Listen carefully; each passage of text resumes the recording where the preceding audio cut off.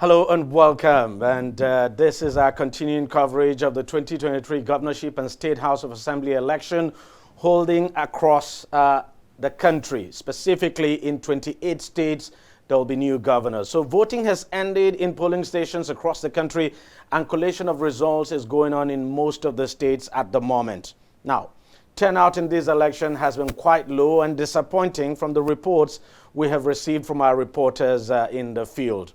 Also of concern is the pockets of electoral violence that have been reported across states like Lagos, Delta, Cross River, Benue, Imo, and others. In Lagos, the resident electoral commissioner has announced the postponement of elections in 10 polling units that's at the Victoria Garden City area now of Lekki in the state over issues of violence. According to the commissioner, Segun Agbaje, the decision to postpone the election to Sunday now, the 19th, was taken after due consultation. So, of course, issues of violence, no doubt a concern, but of course the biggest talking point would be the low voter turnout. And it's actually a surprise. It's a surprise because this election is a local election, and you would expect that because the election is a local election, is not a federal election, turnout would be massive, because in this case the candidates are better known to the people. Other than that, I mean, governors have more direct impact on the lives of the citizens of this country than even the federal government. But unfortunately, from what we have seen so far, from the reports we have received across the country, turnout has not been fantastic at all. But joining me on the program now to help us look at the process, the entire process so far, I have here in the studio, I have Dayo Akintobi, who is a political affairs analyst. Dayo, thank you very much for coming on the program as always, and thank you for making out time for us again. It's a pleasure to be here. I also have Nelson Ekujimi, who is an election observer. He actually went around Lagos today to observe the election, and so he'll be giving us, basically, he'll be telling us about what he witnessed today covering or observing the election. And outside of the studio, we have Ivan Sufeli, who is a lawyer and, of course, a political affairs analyst. Gentlemen, thank you very much for coming on the program. And I think we just have to start on the issue of turnout. Yes, the final results are not out. Not until the final results are out before we'll be able to have a clearer picture of, the actual turnout in this election. But from the reports we have received, not just from our reporters, but even from reports from other media houses, Dayo, turnout in this election has been very poor. What exactly could be responsible for it? Did you envisage this? Not really. Well, historically, the governorship election has always been a little bit less of interest to the populace, despite the fact that, as you correctly identified, the state government elections are more pivotal to the well-being of the people. So one would expect that there'd be more interest, but historically, there's always been a lower turnout in the governorship elections than in the presidential. I think this particular one may have been more affected by what happened at the presidential, the fact that there's this trust deficit to do with INEC's promises and the fact that it fell short of meeting up to those expectations. Then also ethnicity and religion have been played up so much in the run-up to these governorship elections that it has created a lot of division, created a lot of rancor and a lot of fear. There are many people who have stayed away from the polls today out of fear of being having violence visited upon them, voter suppression, voter intimidation. All of these are a factor that are various factors that may be contributing to the low turnout today. Nelson, let me just get your take on this. How do we change the orientation of the average voter in Nigeria to understand that state elections and local government elections are actually more important than federal elections? Yes, thank you very much. I think that is one engagement we have to take further immediately this election is over, with the announcement and declaration of results.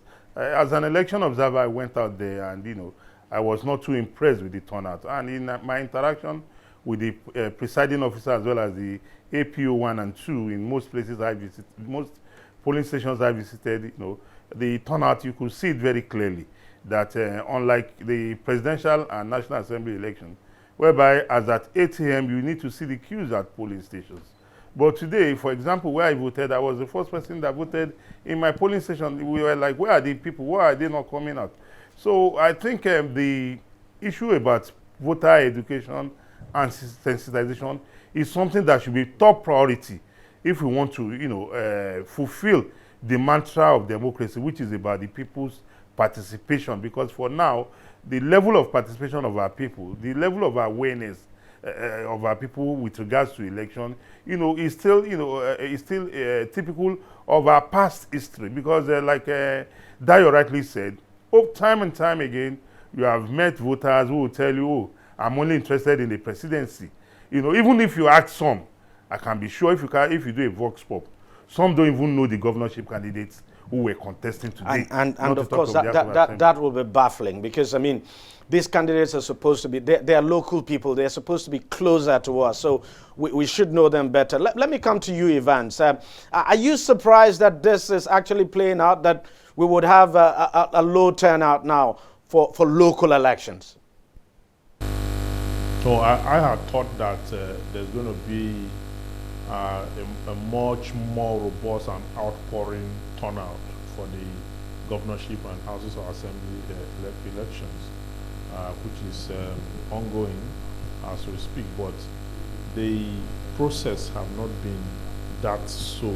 A lot of factors could be attributed to what is going on. And I think perhaps the widespread voter suppression may have contributed to why a lot of people were discouraged. When you say widespread voter suppression, how exactly do you mean? You mean there's widespread voter suppression across the country, across the 28 states that elections are taking place? Who is responsible for this voter suppression? In Lagos, there are pockets of places where there are voter suppression, where we have cases at Ojo, cases at Sulere, Okota area, and the likes. I said that may be one of the factors that may have discouraged some persons. But you also have situations where a lot of areas, there were movements as though election was not even going on. There's a kind of a lack of interest, I should say, for this election. And I think it is an anticlimax. Unlike the presidential election, where we have about 25 to 27% voter turnout, I don't think this governorship election we're going to have up to that, because from what we have seen so far, there is really a strong sign of voter apathy. And INEC again didn't come out early in many of the places.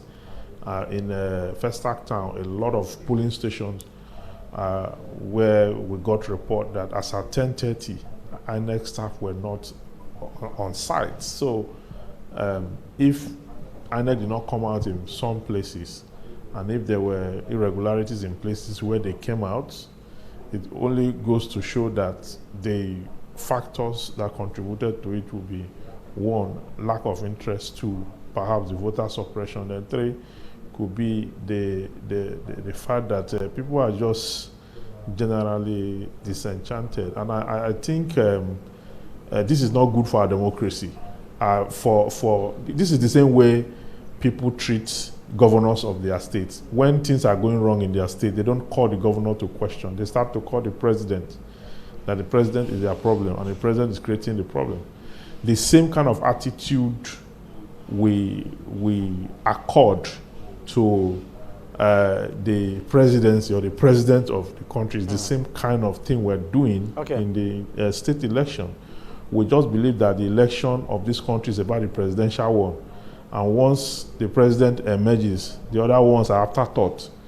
It's the president that will solve our problem. But that is not the case, because there's a reason we have regional government.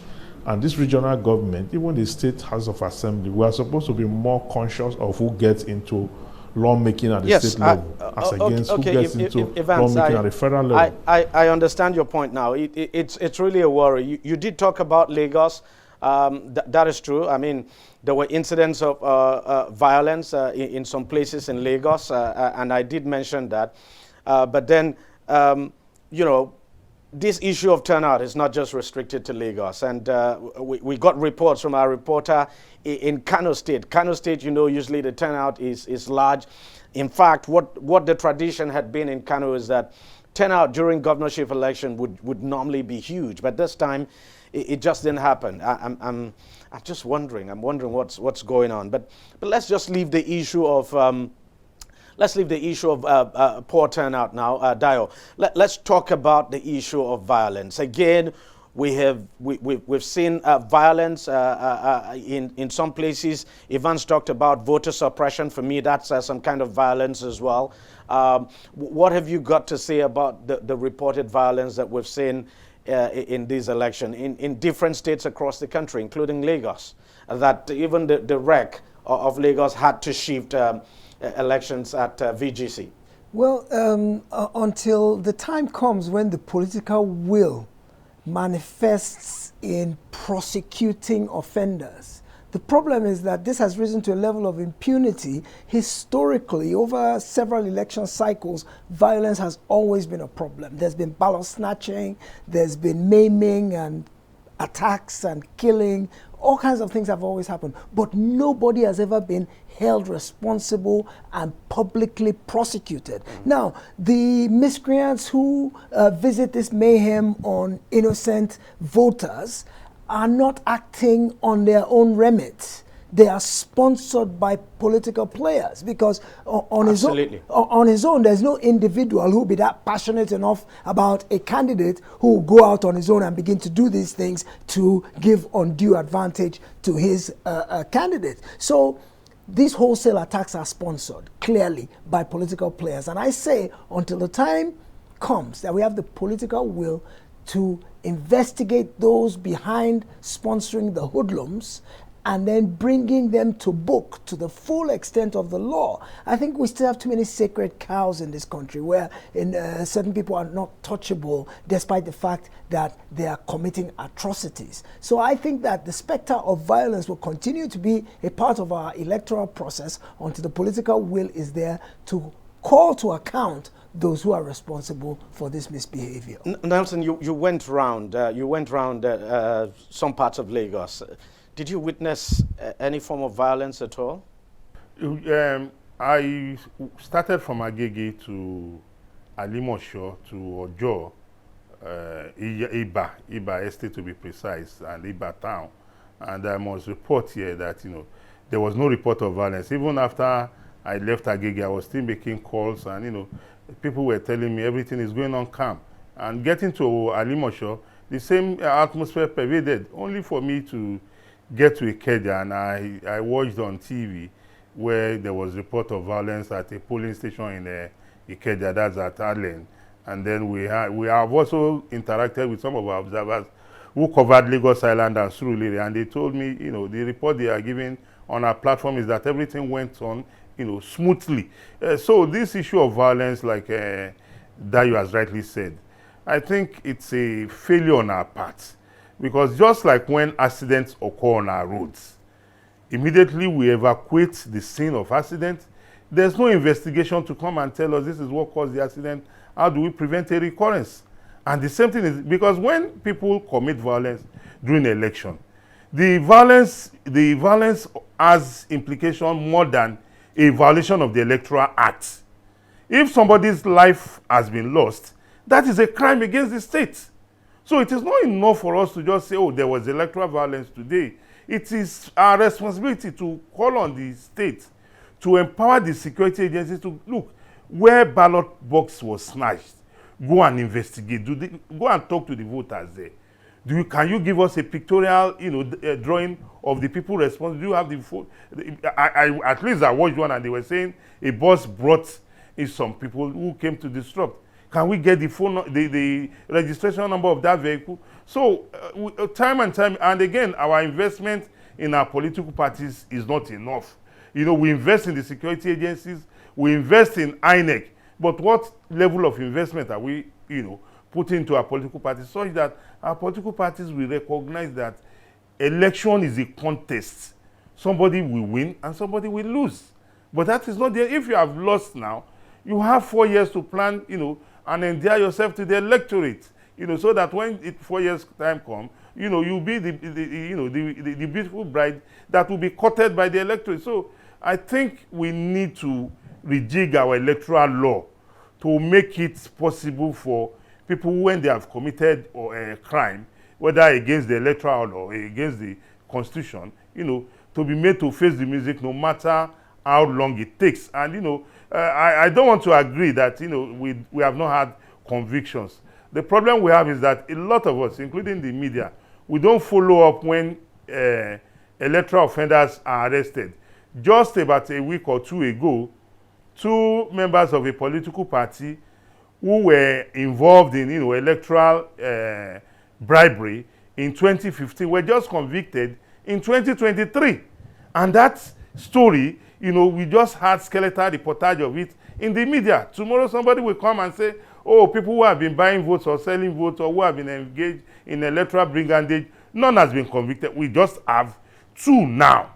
And there are so many others that have gone on in the past that, because our focus is not on ensuring that those who have committed wrongs against the laws of the land are made to face the music, and the society is intimated in such a way that everybody knows that if you do this, this is what happens. Evans, Nelson just talked about 2 cases. He gave 2 cases of people who were convicted now recently. But these offenses were committed in 2015. So it took about 8 years to get a conviction. When you have that kind of situation, then it really does not encourage the prosecution of election offenders. If it would take, for instance, 8 years to get a conviction, obviously there's something wrong. So why is it difficult to prosecute election offenders as quickly as possible? Because if we're able to do this, then it sends a clear message to these people who perpetrate violence during elections that when they are caught, the consequence would obviously not be a pleasant one. Yes, these persons who are electoral offender are prosecuted by the conventional police force, the conventional law enforcement agents. That is why, as we speak, there's a bill before the National Assembly for a commission that will look into electoral offense and all that. If we're able to get that commission and they now have a straight court objective to prosecute and manage electoral offenses and all that, then it will be quicker for the police. I mean, when you handle this kind of case, they mop it up with the regular cases they are prosecuting, and before you know it, they are unable to effectively do the job. I mean, prosecution starts, investigation is the hallmark of prosecution. When you investigate proper and do the right thing, I mean, you look at a case of 8 years. In some cases, within the passage of 8 years, you would have lost witnesses, you would have lost vital part of the case. The DPO or the person managing the case, IPO, would have been transferred, and there would have been a lot of issues. So that is why sometimes, but if we have a commission, which I support, given the proclivity of our electoral offenses and the accumulation of it, if we have that commission, it will go a long way. And talking about electoral offenses and all that, this particular election, especially in Lagos, we must also talk about the undertone of the voter suppression and the offenses. There's a consistent story around where some of the hoodlums who came out were asking people who are from a particular tribe not to vote or to go back to their homes. Okay, that's ethnic bigotry that have been introduced into Lagos politics, to be specific, is one heavy time bomb that we must watch. This is something that has snowballed into a very big political issue that may also rupture a part of the economic well-being, because the public should know that after election we have to go back to the same market. We have to go back to our regular beer parlors.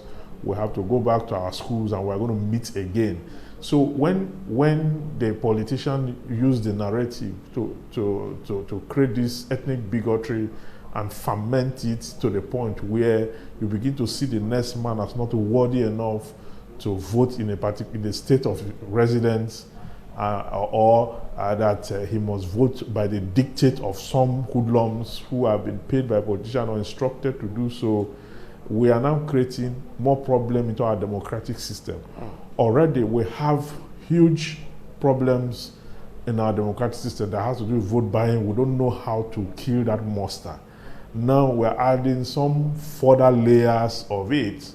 Our security agencies are weakened because in most of the polling units today where violence took place, the police stood there and they were watching. The question now is, have the police have they been compromised? Because we saw videos of where people carried sticks beating each other and all that. There were two policemen in that polling unit that did not even move an inch. We saw the soldiers at the expressway. They stopped us, they searched us before they released us.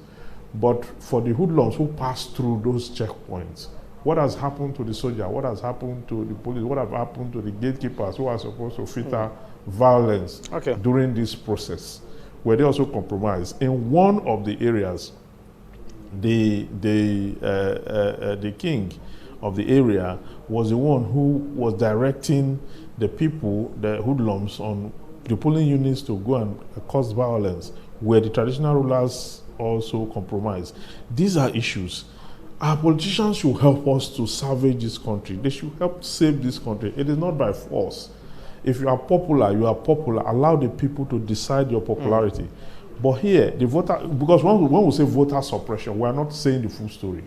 There is an undercurrent narrative which has to do with ethnic bigotry in this struggle, and it is not healthy for our political dispensation. We will at the end of the day create enmity for ourselves, even after election have come and gone.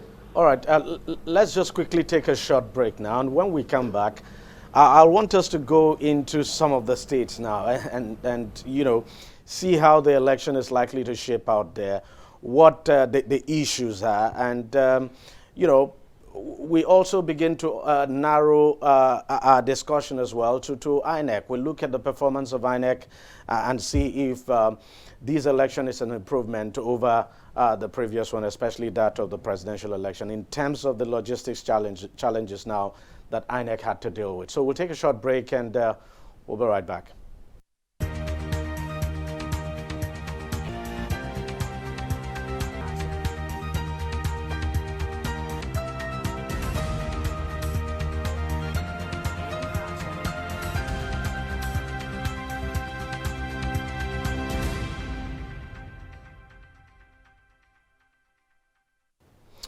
Welcome back. Now, as we told you, this governorship election is happening in 28 states. So there are some states where governorship election, of course, won't be taking place. But then state assembly elections will be taking place in those states. You look at the Southwest, for instance, you don't have governorship election in Osun State, and there's no governorship election in Ekiti State as well. So you have governorship, and as well as Ondo State. So 3 out of the 6 southwestern states now, governorship election not taking place there, but 3 state assembly elections. Dio, look, even though these are state assembly elections, obviously the governors won't be sleeping easy at all. They won't be taking these elections easy just because they are state assembly elections, because the elections matter a lot to them.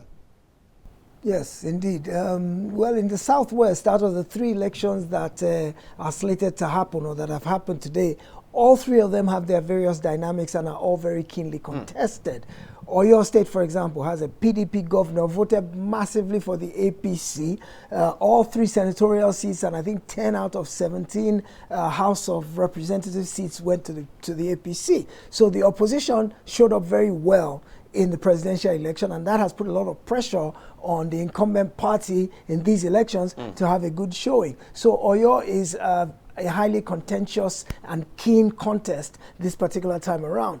So also the same thing happened in Lagos, played out in Lagos. Labour Party beat the incumbent during the presidential candidate. That has put a lot of pressure on the incumbent, and we've seen in the run-up to today's governorship elections, we've seen a lot of politicking, a lot of reaching out by the incumbent governor, trying to reach out to the electorate and persuade them to come out and give him the opportunity to consolidate on his achievements in a second term. So it's a keen contest even in Ogun State, because despite the fact that the governor there seems to be well liked and seems to have achieved quite a bit, he's got a formidable challenger in Ladi Adebutu of the PDP, and also the outgone governor Amosu, yes, and I Amosu. think also Benga Daniel as well are rumored to be backing another candidate, Otegbeye. I'm not sure which party he comes from. It's Amosu who is actually backing Otegbeye. Amosu backing ADC, Otegbeye, yes. ADC. So all these have made the permutations very, very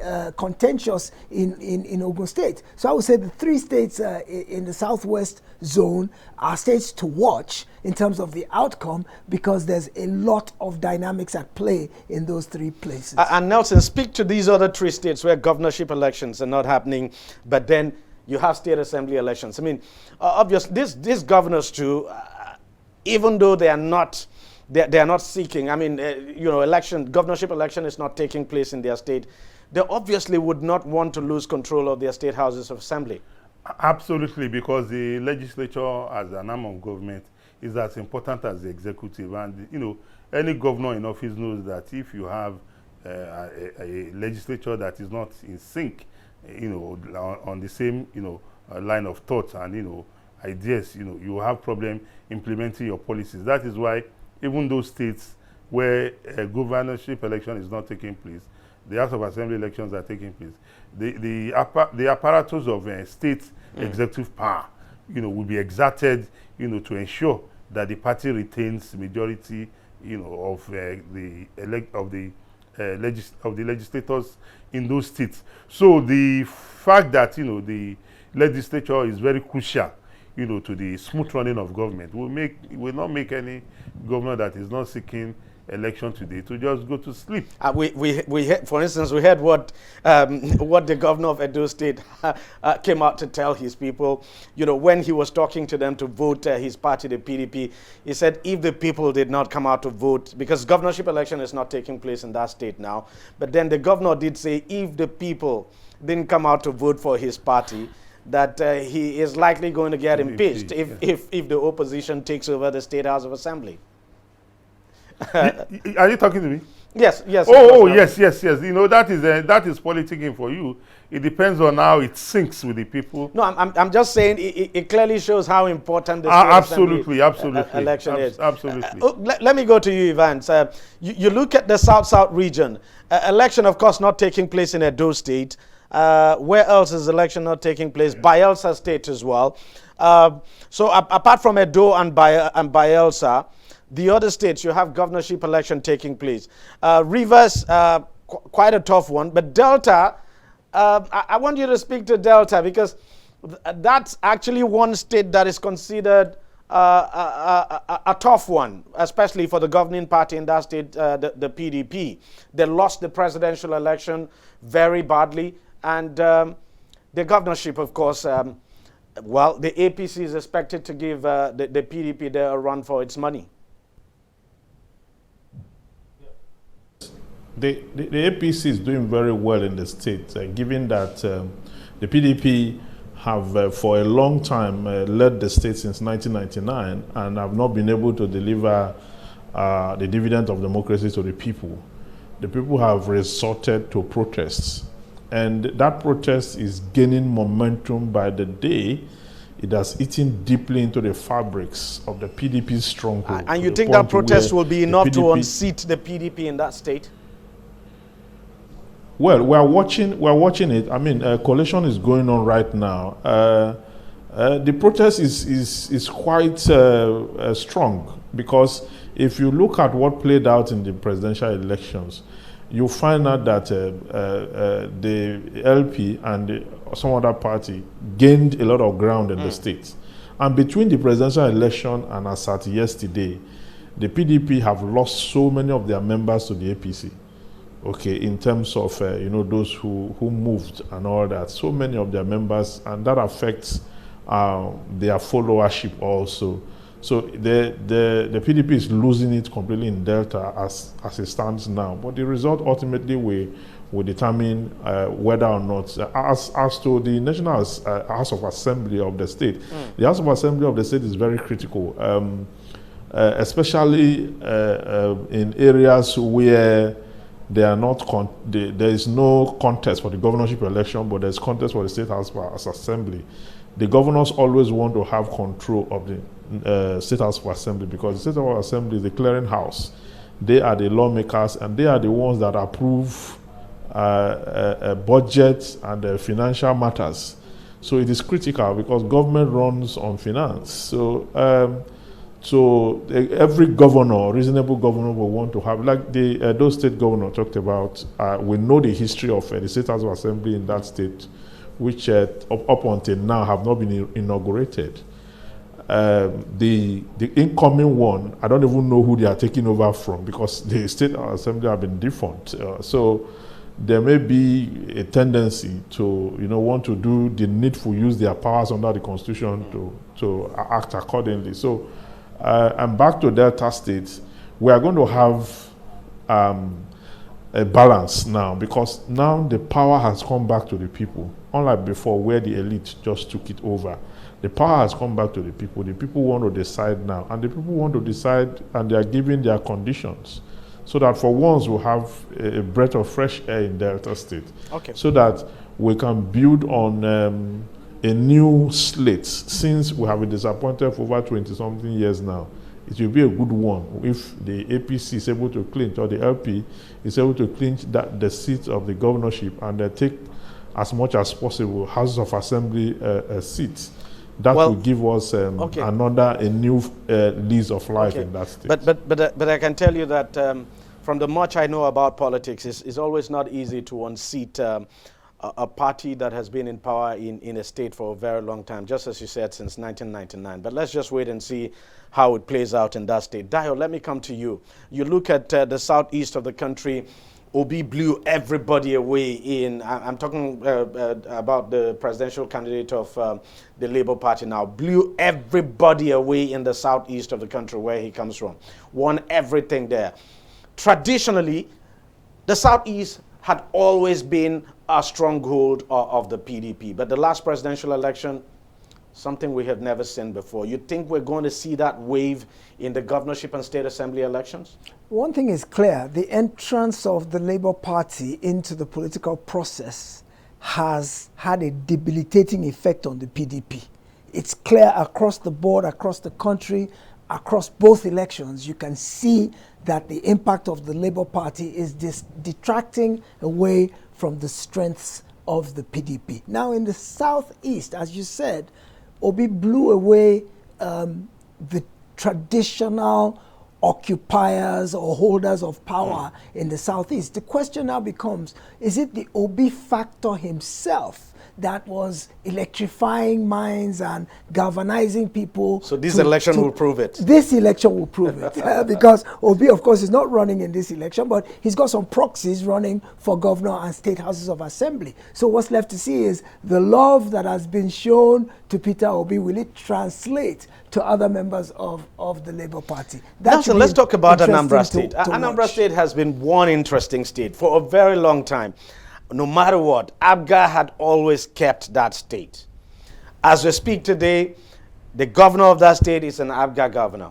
Of course, governorship election not happening in that state.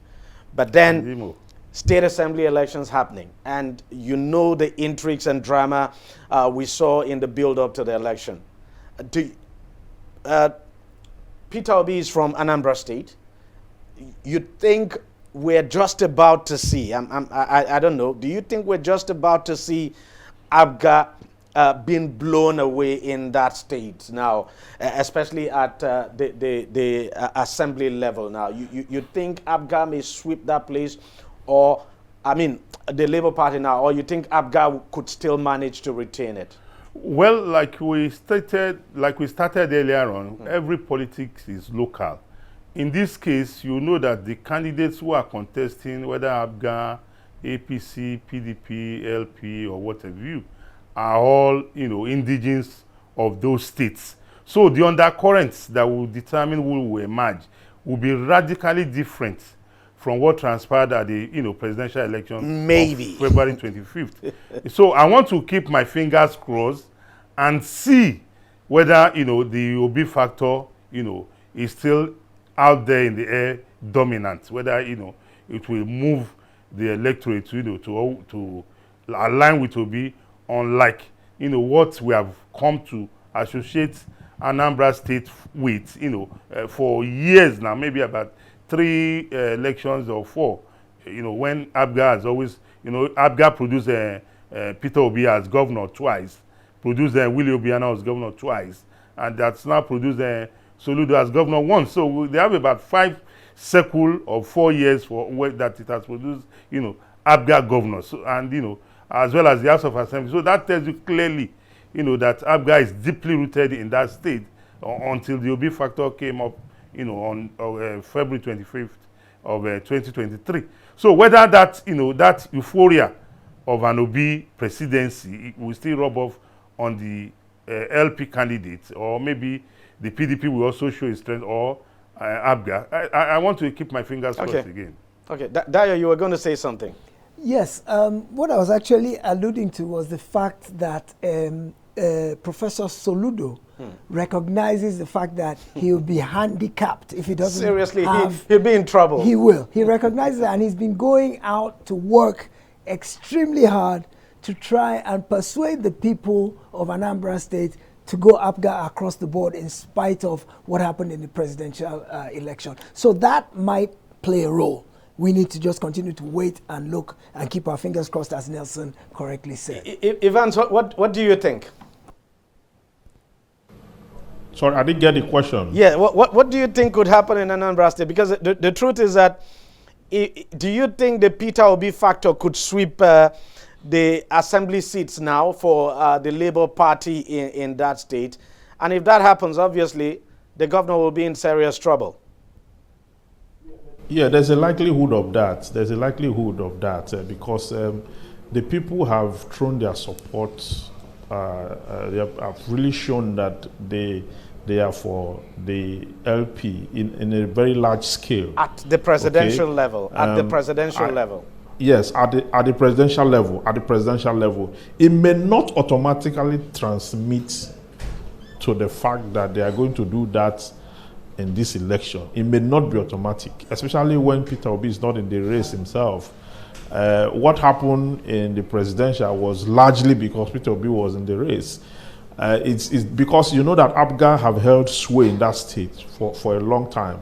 And Abga they have not done badly. I mean, their governors haven't done badly, especially when also the PDP took over at some point. But the point to be made is that those who are vying for that position must have worked hard enough to ensure that, because the grace or blessings of the influence of Peter Obi's obedient movement is being questioned right now as we speak, that a lot of persons have gotten into or clinched positions who the party does not really have tried or tested in the past. And as a result of that, the followers, the obedient followers, should ensure that people who get into those offices or who win the election under the platform of the party should be persons who really merits it.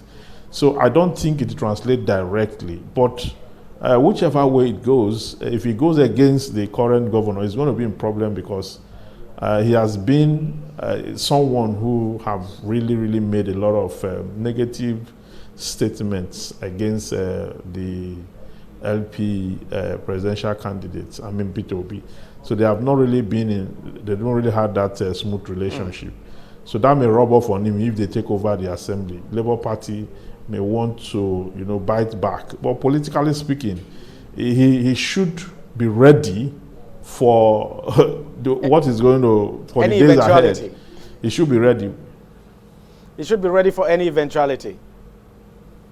Yes, for any eventuality, because the tendency is that if they take over, he's going to have a very tough time, unless he's able to manage them politically. He's able to call them together and then shift grounds, make amends, and politicians naturally will know how to do that. But except that Soludo is not one that is very experienced, not an experienced politician from what I have seen so far. So whether or not he'll be able to manage it is up to him. Well, we just have to wait and see, see if that Labour Party wave would sweep the Anambra State House of Assembly. Let's talk about Kano State, Dio. It's interesting. Kano has changed hands between the APC and the PDP since 1999, you know, back and forth and what have you. But now you have a third force, the NNPP. The NNPP presidential candidate, of course, the former governor of that state, sweeping Kano by a landslide during the presidential election. And look, whether we like it or not, the NNPP is a strong force in this governorship election in Kano State. Some people have said, look, it's even stronger than the PDP because the PDP has a problem in Kano. But how do you see it playing out?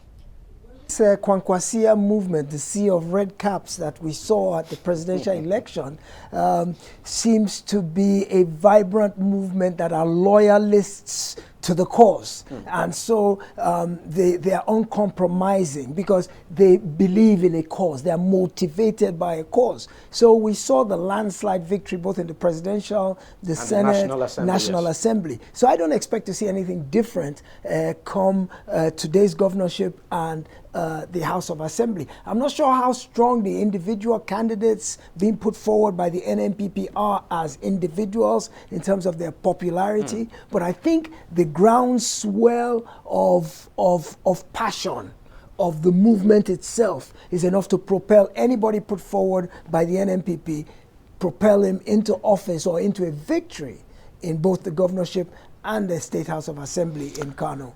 Nelson, the man who is contesting on the platform of the NNPP now actually contested in 2019 under the platform of the PDP, and he lost. He lost to Ganduje, and of course you know how tight that election was. I mean, there was a supplementary election there, and Ganduje eventually took it. Now this man has gone to the NNPP. I'm just wondering, do you think we might see some kind of power shift in Kano? Absolutely, I cannot agree less with you because if you look at the votes that the NNPP polled in the presidential election, and don't forget, that is the home state of the presidential candidate of the APC, or of the NNPP. So NNPP, for me, I think it's a very tall order for the APC this time around in Kano State, and from all indices, the likelihood of power changing hands in that state is very, very high. If you look at the margin with which NNPP won, the presidential election, and a lot of us have come to recognize that it was as though the NNPP presidential candidate domiciled his presidential, focus only on his home state, and looking at like Dayo rightly said, the Kwankwasia movement that has been with us for a very long time, and even the current governor of the state, Abdullahi Ganduje of the APC, was a one-time, a member of that same movement, and a member of the yes, a member so of the movement. It's very, very likely, that power could change hands. But like we say, let's wait until the INEC makes the declaration. Evans, in Adamawa State, because we're looking at some special states now. In Adamawa State, we have a situation on our hands. We have a woman who is a major contender. She's running on the platform of a major political party. I'm talking about the APC candidate now. Do you think we're just about to see the first female to be elected governor of a state in this country? Because that has never happened. People keep talking about Virgie Etiaba. Of course, Etiaba was elected deputy governor. She only became governor for a brief period when Peter Obi was impeached as the governor of Anambra State. But other than that, no woman has ever been elected governor in any state in this country. Do you think we're just about to see that happen? Well, it depends on how we look at it. I think Adamawa State have had that proclivity of feeding female candidates in the past. There's a case in the past too where a female candidate came close in the past. That's in neighboring Taraba State. Oh, okay. That was in Taraba. Okay, but I feel that it's possible. It's possible. We don't. I don't really know the odds now. How the odds are in that state, but I see it as something that can happen when the electorate decides. But this kind of thing can only happen when there is a movement. When there's a movement, because if you look at Kano State you talked about, it appears these days that the electors are now tilting towards candidates as against parties. You understand? So if in Adamawa State you have that kind of movement that will come with some kind of likeness, not necessarily because of the party that produces the female candidate, but because of that consciousness to shift to a new ground, just like what is happening to Peter Obi right now, and what is happening also, or what has happened in the past in Kano State and is still happening. It is much more about candidate these days. This woman is popular. She's popular. And she won the primary contest running against very popular, well-known individuals, well-known politicians. So there must be something special about her. But I'm just wondering, do you think whatever she has going for her would be enough to see her through the finish line? It's quite possible. For one thing, she probably will attract, in addition to those who like her, she probably will attract the female vote as well. The female gender in Nigeria has felt like they've been marginalized for too long in the political process and in the corridors of power and in corporate Nigeria as well. So it seems that their time has come. You see a lot more women, maybe not in politics yet, but in corporate Nigeria, you see a lot more women at the helm of affairs. So it just might be that the time has come now to where the country is open to having female leadership. After all, we're now in a knowledge economy where brute strength no longer matters for anything. The reason the male has always been the dominant factor was because we were physically stronger. We needed the strength to go and labor in the farm and to do all the heavy lifting that was required to sustain life in those days. But now, the world has changed, especially in this digital age where it's what you know, it's your intellect. And there's no difference between the intellect of a woman and the intellect of a man. So no longer is that dominant male factor is starting to get diminished, such that it's beginning to be more balanced. So it won't surprise me, not just the lady in Adamawa, but that we begin to see more and more women throw their hat into the political process. Nelson, what do you think? Well, I want to align myself with the position of Dayo that I'm excited that we are seeing a woman break the jinx, of being the governorship candidate of a party. And it's not just here in the south, but in the northern part of the country. Yes, and that's true. And for me, that's a wake-up call to our women, that the woman's place is no longer in the kitchen, but the woman can as well occupy government house as the number one man. And my excitement is just that I have to be biased this time around. I must confess to you that I'm wishing that she turns the book and enter into our history books as the first female elected governor of a state in Nigeria. And that will be the beginning of more greater things to come for our women folks politically. I think they deserve their place in the corridors of our political equation. All right, gentlemen, we're going to take another break now. When we come, we'll be looking at INEC. So stay with us. Don't go away. We'll be right back.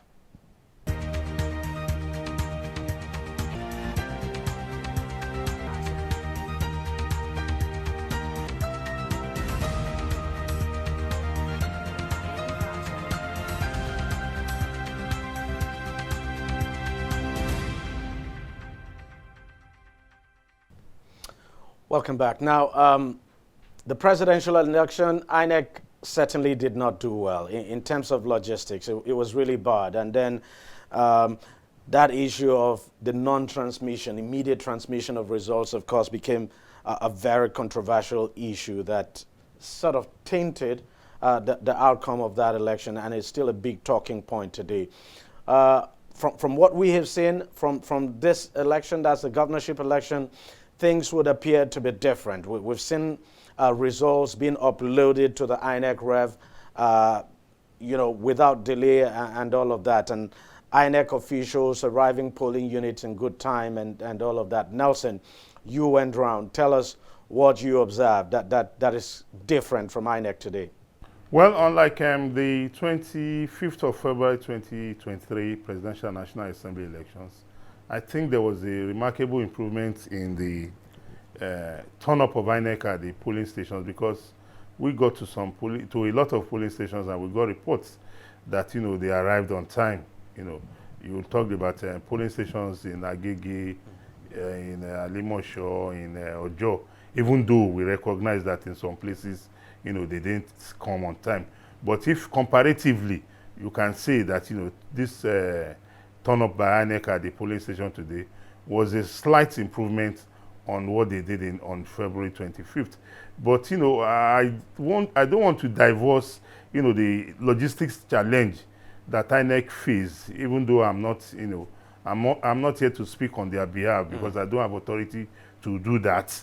I don't want to divorce it from the socioeconomic reality, because we heard it from some unconfirmed sources from the rumor mill that they had issue of payment for the ad hoc staff from the last elections. Whether that is true or not, I don't want to speak on that. We heard that too. Yes, but that was just a rumor. So, but if you look at with regards to the logistics, it was a slight improvement. But with regards to other aspects of their function, coming to polling station, ensuring that they have the materials, the functionality of the beavers, everything went on smoothly.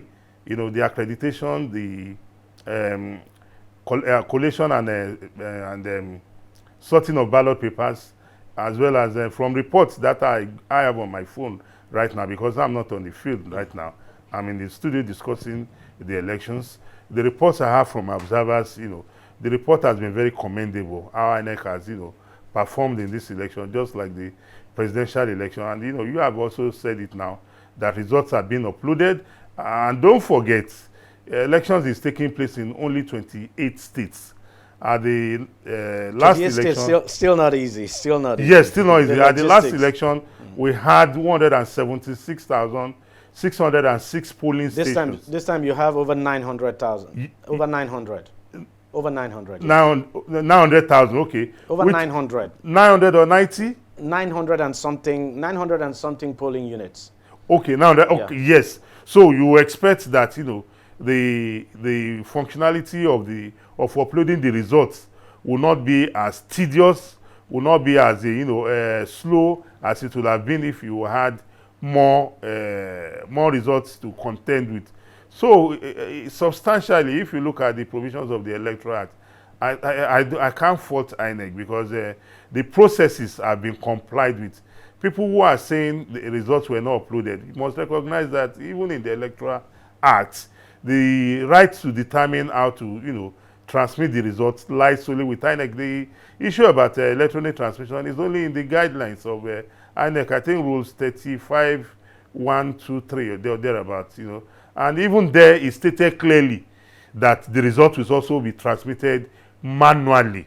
And at the polling station, at the ward level, at the local government level, at the state level, party agents as well as security agents got the result sheets that they themselves authenticated. And when you authenticate a result and you get a copy, that means you are confirming that the process went on as scheduled, that there was no undercourt dealing. So for me, INEC has done well again with regards to this election. Daya, what do you think from what you have heard and from what you have seen?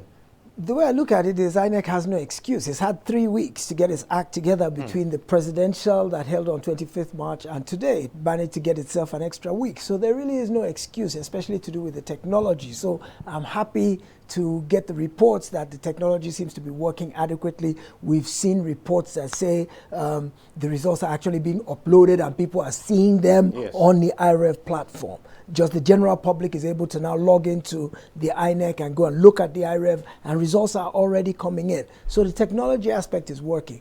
Reports of things like late arrival of materials, late arrival of personnel, they've been few and far between. Yes, exactly. I heard one where they said the voting counter didn't arrive. You know, the little booth that gives you the privacy to thumbprint without anybody else seeing, which confidentiality is key.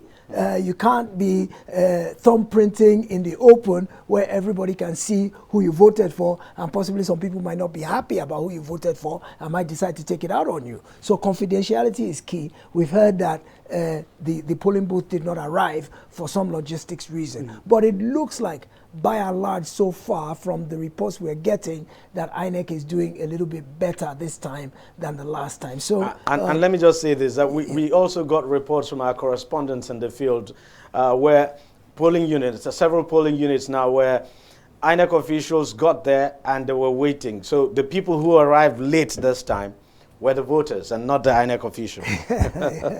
that's interesting. Yeah, so we got that report. Evans, what do you make of INEC's performance in this election? Well, for the governorship election, it appears that they were much more earlier, because the cases that were reported as regards their late coming were not as much as we had during the first election, the presidential election. So it appears that they have upped their game, even though there are still issues with the logistical operation of INEC. And that area keeps rearing its ugly head, and is giving them a very low rating. Okay, but I think this time around, they have been able to up their game, especially now that they are uploading the result.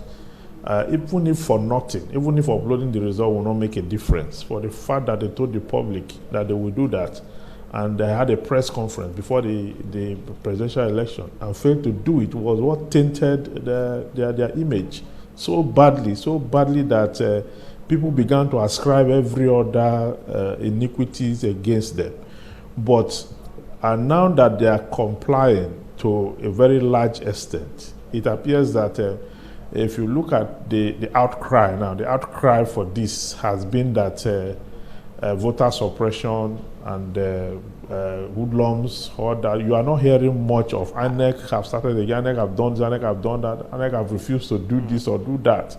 So this is the way they are supposed to have conducted this election at the first entrance into the 2023 election. They ought to have followed their rules strictly. And where they have hitches, the public will see that they made effort as against what they did, where they just for me, I think they have done reasonably well.